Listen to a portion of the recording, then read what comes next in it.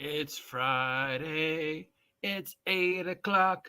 I'm drinking coffee because it's that time again. It's time for your number one guide to all the tabletop role-playing game nonsense. It is me, the OGGM.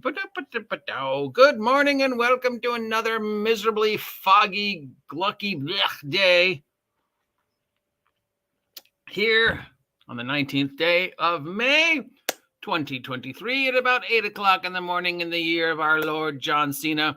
And it's time to take a look at the big three, Paizo, Cobalt Press, and Wizards of the Coast, to see if there have been any changes since last week in the never-ending but slowly calming down forest fire that was the January OGL press disaster.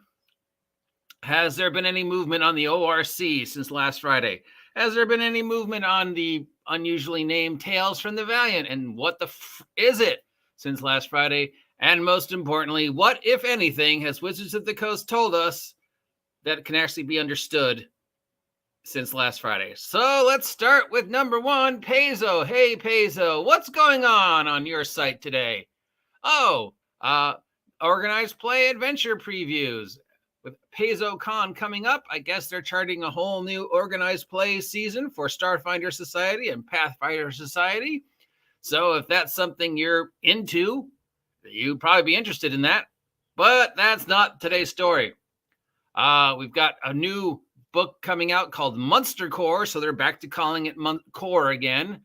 Please make up your mind. What is it called? Or are they two separate things? Is it Pathfinder 2nd Edition Remastered, or is it Pathfinder Core? Pathfinder Core. And are they the same thing or two different things? Because you seem to just be interchanging. But again, that's not what we care about. We have some information on PaizoCon online, including a list of the guests, but we've already gone over that. They're celebrating the Pacific Asian Highlander Asian American month on their site, which is just going to get them in trouble for racism and stuff like that. Oh, there's a 2nd edition of Pathfinder on the Foundry now. And oh yeah, here we go. Monday, they let us know that the second draft of the ORC is available and ready for comment. And this may be the last one before they send it to the final go through of the attorneys and then up to the U.S. Coffee Library of Congress for the copyright, which means that it should be done and we should be able to start using it to protect our content. Mind you, we still don't actually understand what it says. The general overview seems to be more negative than positive as of today, and it just generally reads like, I don't understand what this is saying, but it feels like it's saying if I make something, other people can make money off of it. I don't get it. But that's it. Yeah, okay. Thanks. Good to know that this is the least most important story on your site. You would think it'd be the most important story on your site, but it's not. What's important is that you're starting a new season of organized play in time for the conventions. If that was the topic of today's article, that would be really exciting. But since it's not, I don't care. Moving on. Let's see what's going on in the world of Cobalt Press since last time we checked. Hey, Cobalt, what's going on? Oh, they've got some adventures coming up. They've got a digital sale, as they continue to move the location of their product from one night to another. They have huge 20% off digital sale. They've got an adventure. They got some stuff on Being Dead. They've got some stuff on ley lines. They've got some stuff on giants, minotaurs. Oh, here we go. Since May 12th, we know that Tales from the Valiant is going to be kickstarted this weekend. I think they said it was going up the 23rd. We've had 3 play tests, which so far have been completely unimpressive. And basically just generic ripoffs of 5e. We're really hoping that they're going to take it in a very specific direction, one way or the other. And while it is what's the word I'm looking for? Kind of them to make sure that the 5th edition rules still exist in some form after Wizards of the Coast. Who is beeping me?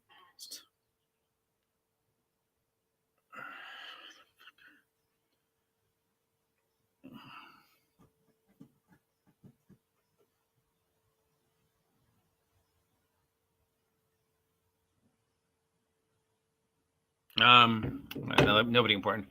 Yeah. So what was I saying? Oh yeah. The fourth Kickstart will be part of the playtest. I'm still not sure how that works. Maybe it means the Kickstarters get the playtest first, and then like a week later, those of us who chose not to Kickstart it will get it. I don't know, but we just know that when the Kickstart starts next week, there will be somehow the playtest will be tied into it, and hopefully it will take a counterpoint to 5e. Now, we generally all agree that sometime next year, 5e will cease to exist.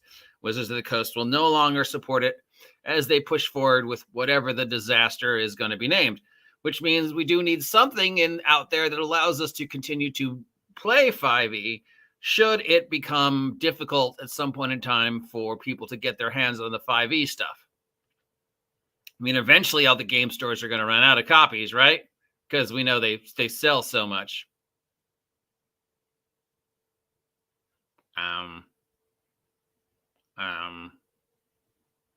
Right. Yeah. But let's say, I mean, it could happen. There could be a new influx of players over the next year, and all the copies that are in stock could be sold out. And since we know there's not going to be any more, this could be a good way for 5e players who are just starting to get their hands on the core rules via Tales from the Valiant. That is the only really upshot to this, is that it allows the rule set to be available in some form should a year from now they run out of copies of the current 5e from Wizards of the Coast, and Wizards of the Coast doesn't continue making new copies, which they're not going to, because why would they? They want you to buy the new shit that's coming out next year. Speaking of that, Wizards of the Coast time.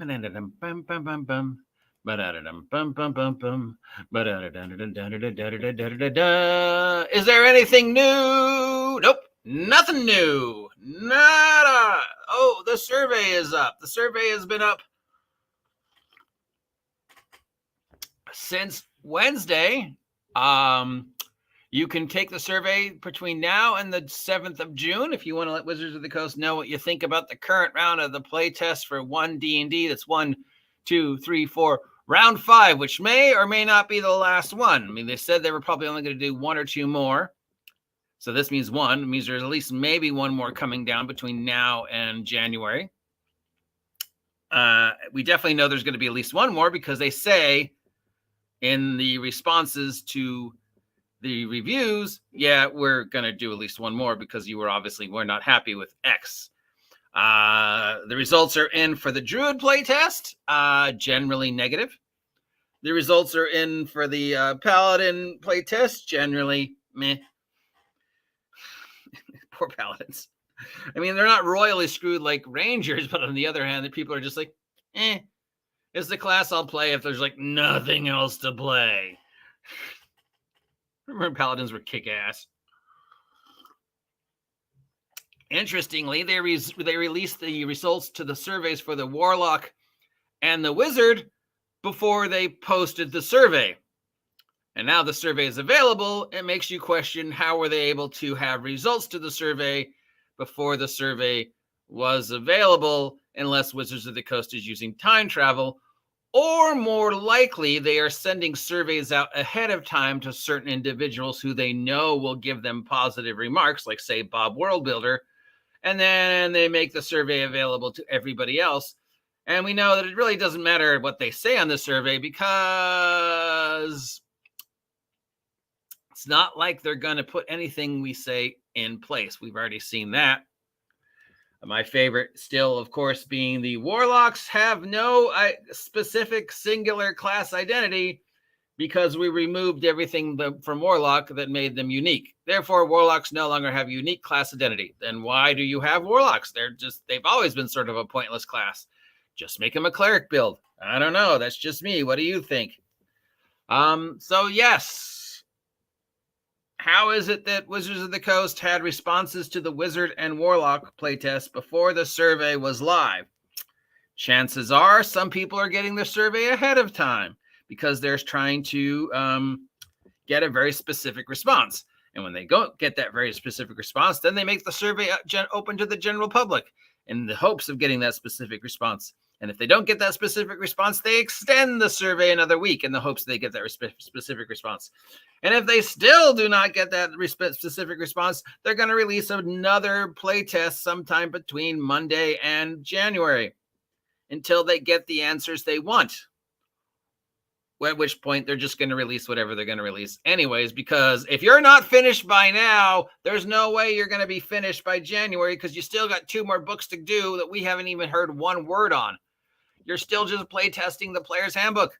We have no idea what's going to be the DM's guide, and no idea what the monster manual is going to look like, and we have no idea what, if any, adventures or settings you have planned for 2024 D&D. It doesn't even have a name. Other than we know what it's not.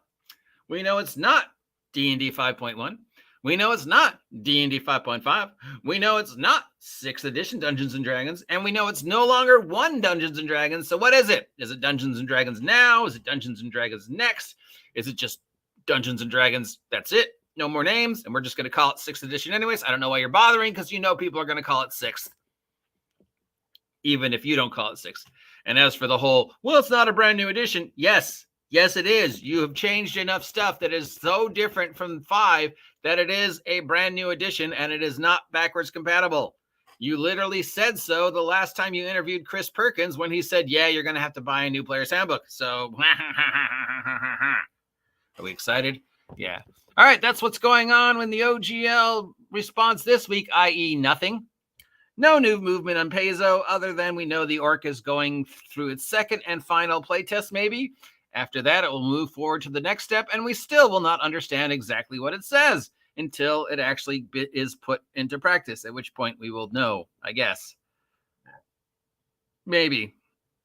I'm not sure. Hopefully somebody out there can understand it. We know that the Tales of the Valiant playtest Kickstarter will start next week, maybe on the 23rd, I think. We don't know what to expect from it. We still don't really know what it's going to look like, how it's going to be different from 5e, because right now it pretty much just sort of looks like a 90% ripoff of 5e with 10% of some wordage changes to look sort of different, but not really. And then 1D&D, you are still a mystery. I guess that's the best way for Wizards of the Coast to avoid controversy, is just not tell anybody anything.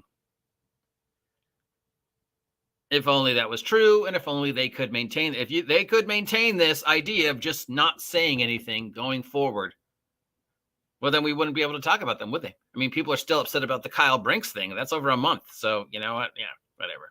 Okay. I am the OG GM. If you appreciate this nonsense, let me know. If you never want to hear me talk about this, let me know. If you haven't had a chance to subscribe yet, please subscribe. Help me hit 2,000 subs by the end of the year. And if you're feeling generous this Friday, remember there's many ways you can support the OG GM Adventures. The number one being either sign up for my Patreon, which gets you exclusive content no longer available anywhere else, or buy my current merch over at Big Geek Emporium. I've got 13 issues of my monster zine, each issue dedicated to one specific monster type or one specific idea. So if that's something you're into, they cost $2 a pop. It's a great way to expand your OGL OSR library.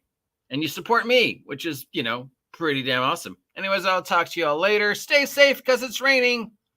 See ya.